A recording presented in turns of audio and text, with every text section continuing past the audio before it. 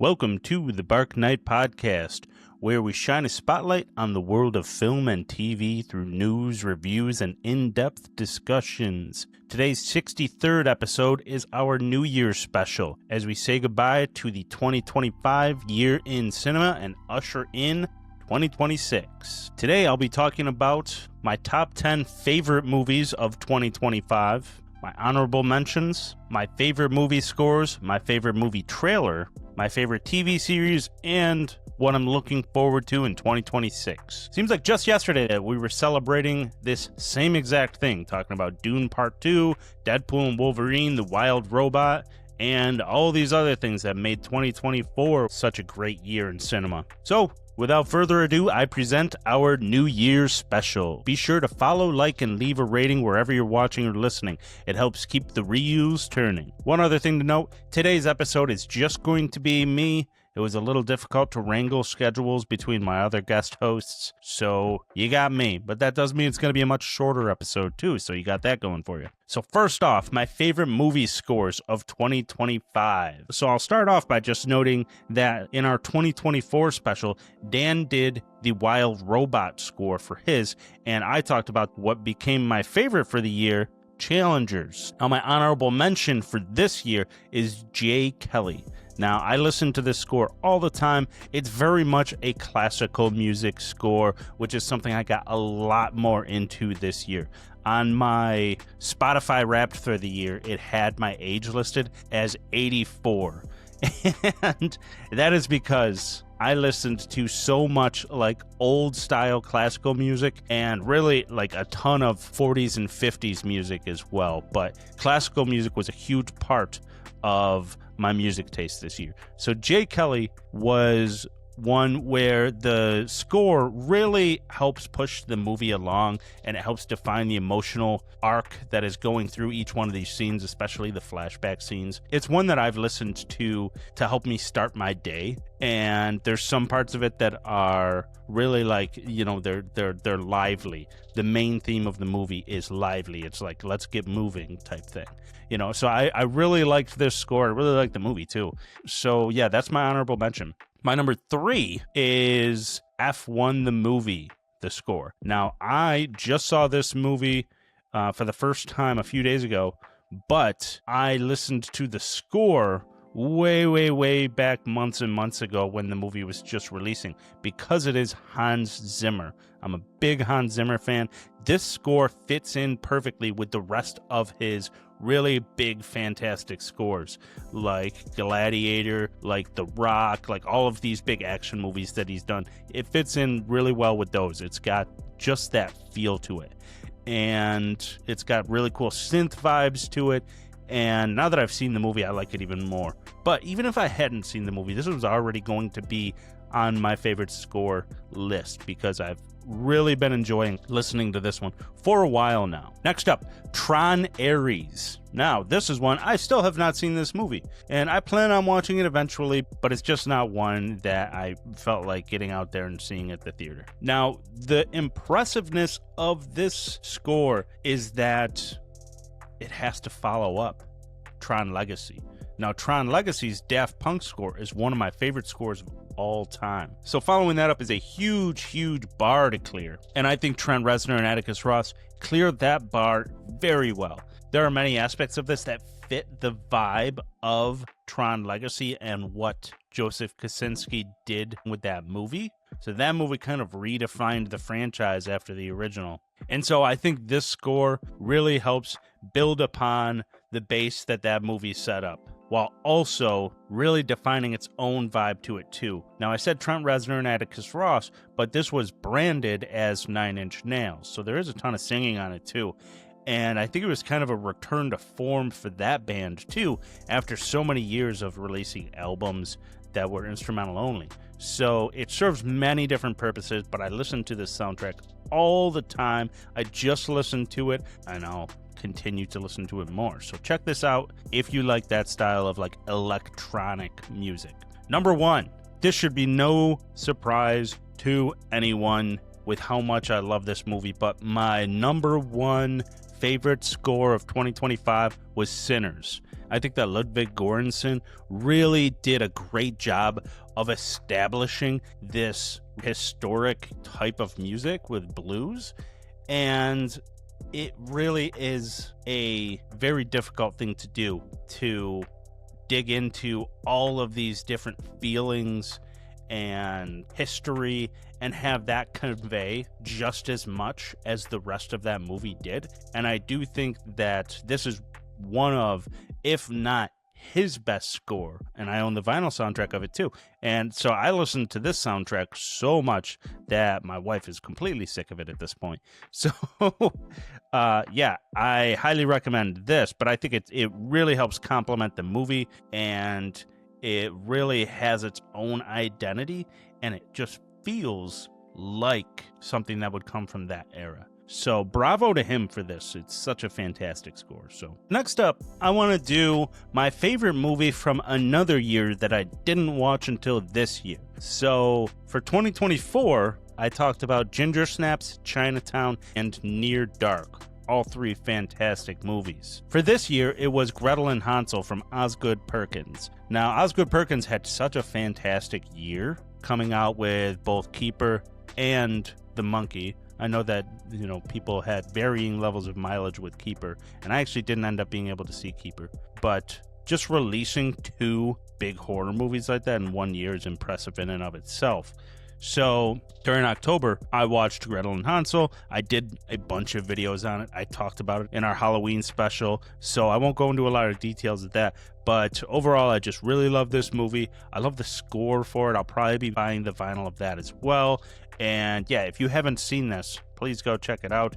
You might not love it as much as I did, but it is a very good version of that story, and it really feels like a horror fairy tale. So check it out.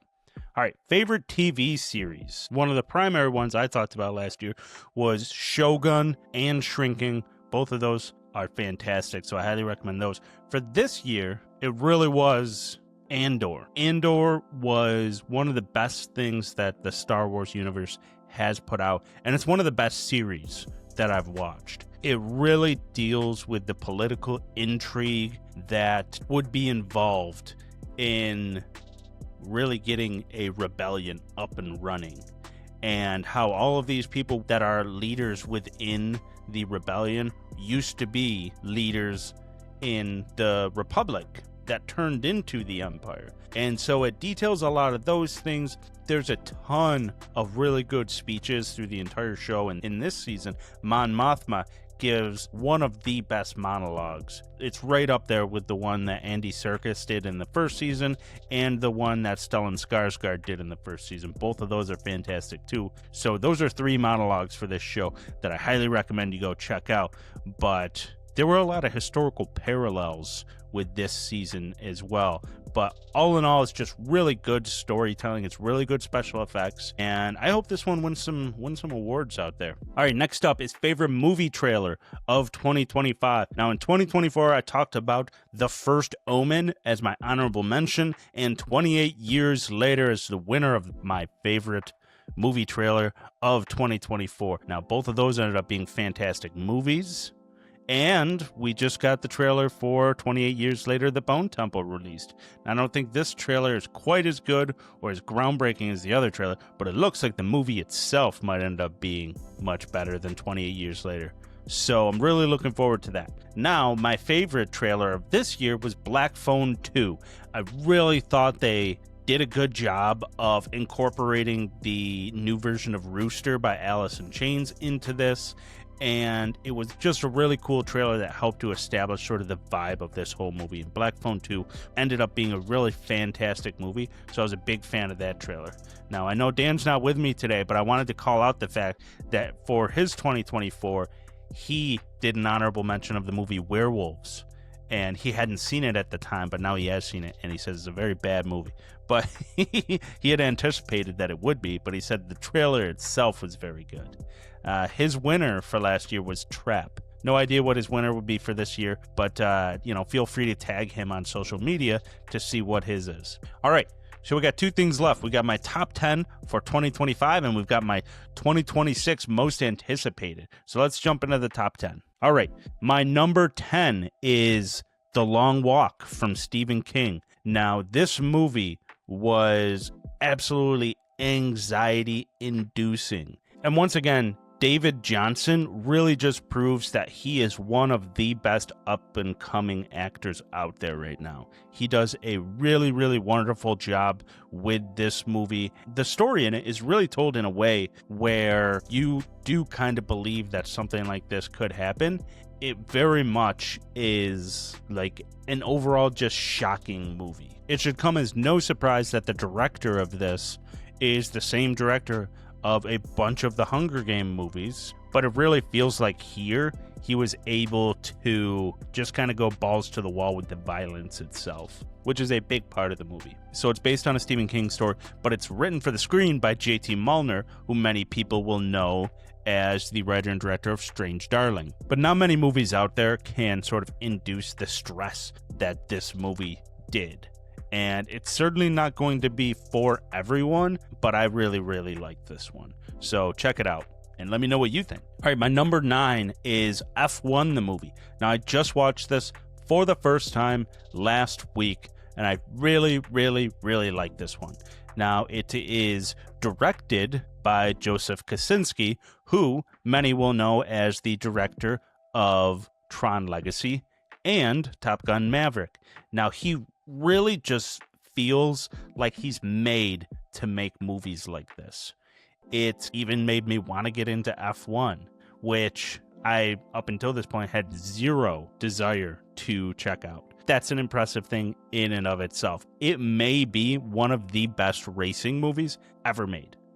And so I had to include it here, and a couple things got bumped down the list because of this late stage addition to the list. So yeah, Brad Pitt's in it, Javier Bardem, Damson Idris, Carrie Condon, who I feel like she is just in so many things, but she's one of those character actors that a lot of people don't know her name. She plays Friday, the AI in the Marvel Cinematic Universe. She's been in so many things. Irish actress. So I hope this helps get her into more big roles like this, because I really do think that she does have the acting power to lead more movies. All right, next up, number 8, Good Boy. I won't go into a ton of detail on this because I did a bunch of videos on this. I was able to catch an early screening of this one and ended up watching this multiple times. It is available on Shudder for you right now. You can also probably stream it in a number of other ways, but it is a story told from the point of view of a dog about their owner being haunted as they moved to this new house in the countryside. It was not what I expected it to be. The story really is about something completely different than what they present. Once you know what that thing is, each rewatch is really a more and more rewarding experience. Now, mileage may vary for something like this on how engaged you are with it, depending on how much of a fan of dogs you are. I have 2 dogs, and I'm a huge, huge dog lover. So that helps my love for this movie along quite a ways. But I'm a big fan of it, and I hope that the dog in this and the director make more things together, because I really, really like this one, and I think that it's just a really good ghost story. Next up, number 7 is The Monkey from Osgood Perkins. I talked about this a little while ago. So I'm a huge fan of this movie. I've watched it multiple times now, and I think that is kind of a major contributing factor into how much I love a movie. Is it rewatchable? And this one is highly rewatchable. And I also understand, this movie is absolutely not for everyone. I think that it has a very dark tone to it, but it's kind of walking that tight line of humor and horror. And it's very difficult to do that properly. And when you do it, it might not be done. The perfect sort of median for that is not going to be the same for everybody. It was right where I wanted it to be. Knowing Osgood Perkins' work on Longlegs and whatnot going into this, it really was exactly what I wanted it to be. So I was a big fan of this. It's based on a Stephen King short story about a toy monkey who basically is cursed, and everywhere it goes, it leaves a trail of bodies behind. And yeah, I really liked it. Horror comedy, more horror than comedy. Kind of like the Final Destination movies, but yeah, check it out. It's a lot of fun. All right, next up is number 6, Freaky Tales. So this is sort of an anthology story with 4 different loosely connected stories in Oakland, California in 1987. So it has a super like retro VHS vibe to it, and in a lot of parts of it has like a kind of grindhouse style. So I actually picked this up on 4K, and you see it is in a style of an old VHS tape from the video rental era. You see it's got the VHS thing right there. I saw a lot of movies in cases just like this when I was a kid, and I mean, it's kind of got elements of horror in it, but it's more of like an action crime comedy type thing. And once again, dark comedy. It's really cool. It's a lot of fun. It's really unique, and it has a really cool cast going for it too. So I highly recommend this one. I think it's a sort of underrated, underseen type movie. So go out there and check it out if that sort of like retro grindhouse crime thriller comedy type thing is something you might be into. All right, into the top 5. So my number 5 is Black Bag from Steven Soderbergh. I did talk about this one a bunch of different times throughout the year. We did a whole episode on it. It was featured in a couple other episodes, so I won't take your time up with that here. But just to say that this is a really uniquely told story that is kind of like a whodunit, unpiecing a mystery in an espionage style type thing. And it's got Michael Fassbender, it's got Cate Blanchett, it's got Pierce Brosnan, it's got a really, really killer cast going for it. And it even has Naomi Harris, who's wonderful in everything. But it is just one of those stories that is very much a watching people talk and looking for cues that are hinting at things under the surface that are going on. You know, you see Michael Fassbender's character interrogate a number of people through this movie, and you're trying to figure out who the mole is in their secret organization, and it's just really, really good stuff. And on rewatch, as you're trying to continue to piece together what led to the finale, it's really cool watching that. And I've watched it multiple times now, so I highly recommend you check it out if you're into that. But it's just a really well-made movie. And I think there's a world where this could easily be the number 3, because my 3, 4, and 5 really have been like swapping places with each other depending on what mood I've been in. But that is to say that I'm a big fan of this movie. All right, number 4, Black Phone 2.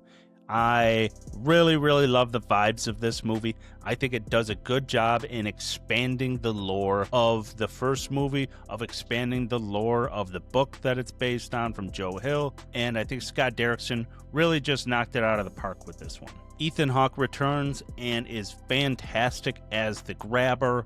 We also had the return of the late James Ransone, who sadly lost his life just weeks ago. He does return briefly from his role in the first movie in what will, in all likelihood, be his final role. So that's very sad. I'm absolutely going to miss him. Him and Scott Derrickson did a number of movies together. But anyways, Black Phone 2, it's pulling story-wise from a lot of movies out there and a lot of styles of the 70s and 80s, you know, with the summer camp and all of that. But the way the story is told, I just think is really unique.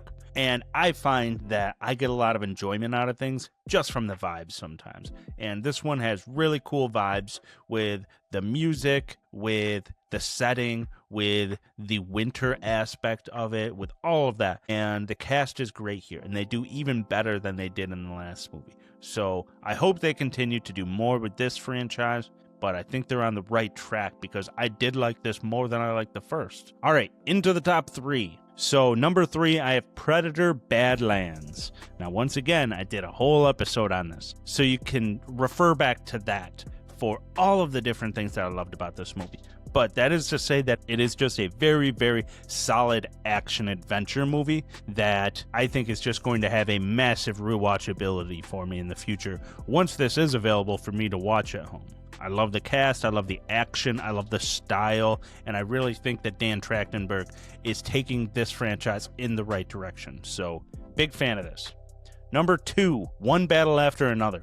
Now, I have not talked about this movie. I didn't do a whole episode on it, but I really, really liked this. And I could just as easily have put an honorable mention in for the score of this movie, because the score here is really fantastic. But we had Chase Infinity, we had Leonardo DiCaprio, we had Benicio del Toro, Sean Penn, Tiana Taylor. So really, really good cast going for it. And it's just Paul Thomas Anderson doing great work. The visual style of this movie is really just so unique. There's many scenes in it where it just has your heart racing as you're watching what's going on here. And all of that is supported by the fantastic score that it has. But I just think really overall, this is just a great example of proper filmmaking. You can see that it was made with film. You can see that it has a unique visual style that comes with that.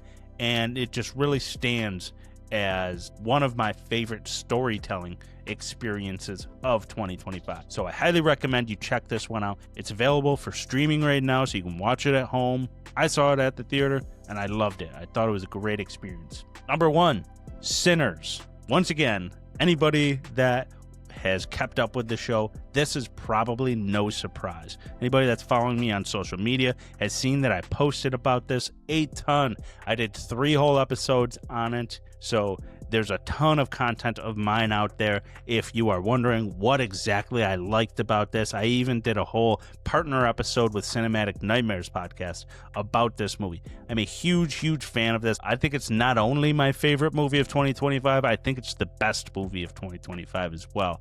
And that has a lot to do with the historical context of the story. I think if you strip the vampire story out of it, it's still a great, fantastic story.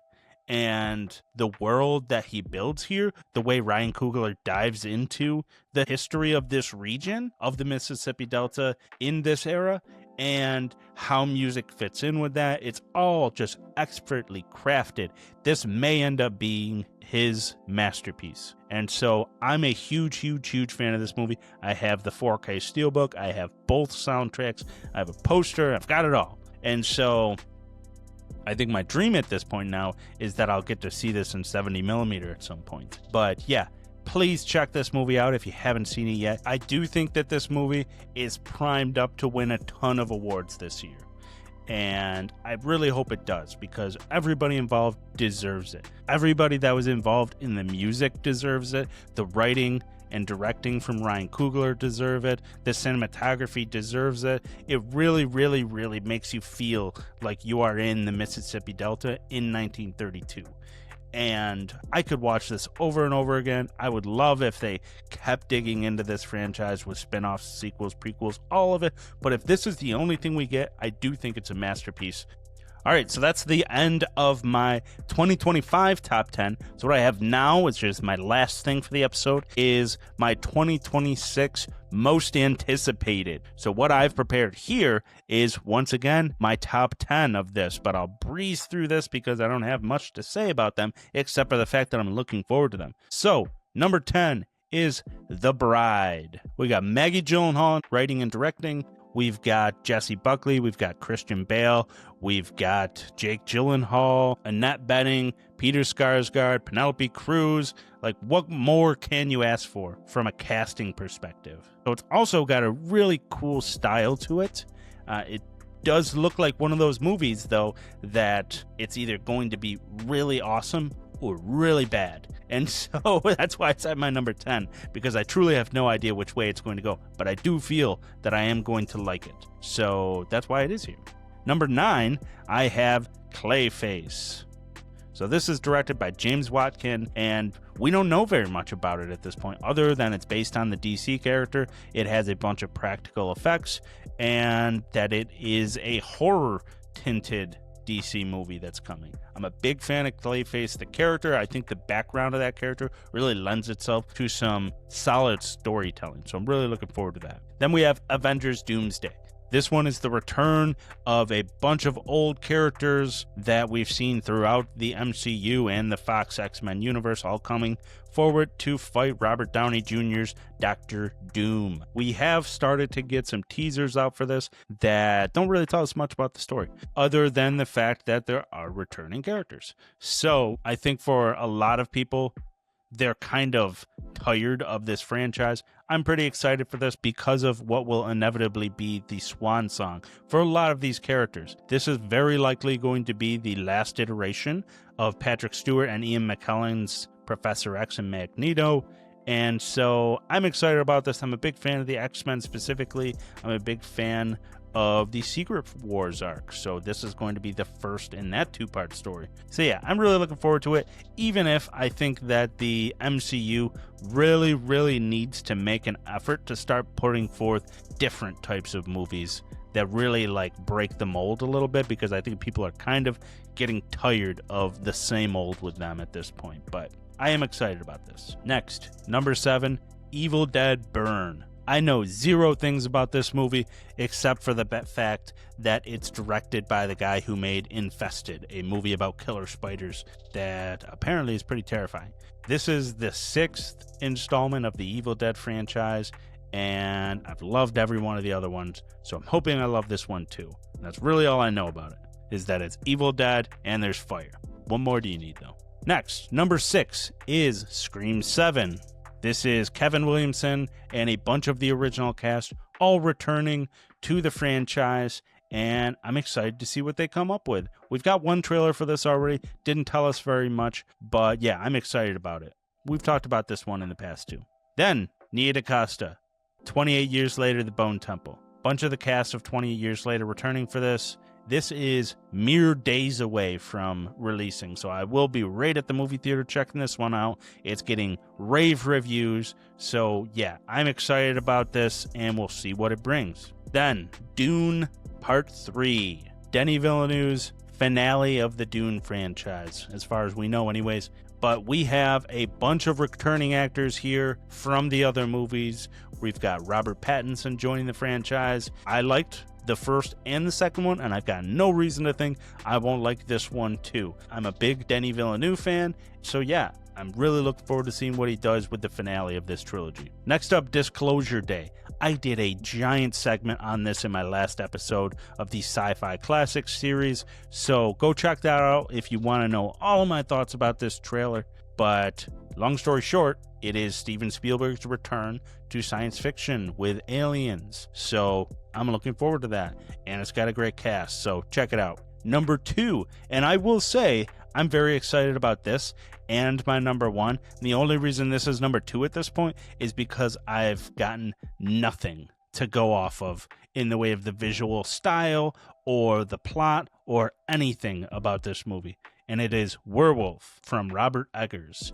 A werewolf movie with Robert Eggers is enough alone to get me to number 2. So if there was a trailer out for this at the time of this list being made, I probably would have it at number 1. But with limited information, it's already gotten to number 2. So that's that. My number 1 is the Odyssey, and a lot of that excitement is based on the fact that we now have our first trailer for this movie. I'm a big Christopher Nolan fan. He's never disappointed me with a movie, even if he does, even if I do like some more than others. But I like the story of the Iliad and the Odyssey. I like all of the stories that he can potentially tell within this movie. I think the cast is phenomenal for it, and I have no reason to not think he's going to knock it out of the park with this. So what are you looking forward to? Let me know. If you're wondering, the movies I was most looking forward to for 2025 from last year's episode was Sinners. I knew. The Wolfman. I didn't know. The Monkey. Fantastic Four First Steps, which is a solid movie. 28 Years Later, Superman, and Predator Badlands. So I was pretty spot on with what to be excited about, I think, even if The Wolfman did end up being pretty disappointing. All right, that's all I have for today. So thank you for catching another episode of the Bark Knight podcast. Join us next time for our top 10 favorite movies of 1983 episode. I know this one's gotten pushed out a little bit because of the holidays, so bear with us. We will get to it. Follow, subscribe, and leave a rating to help keep the reels turning. And visit barknightmedia.com to find the latest episodes, blog articles, and to sign up for our newsletter. Until next time, keep telling great stories on and off the screen.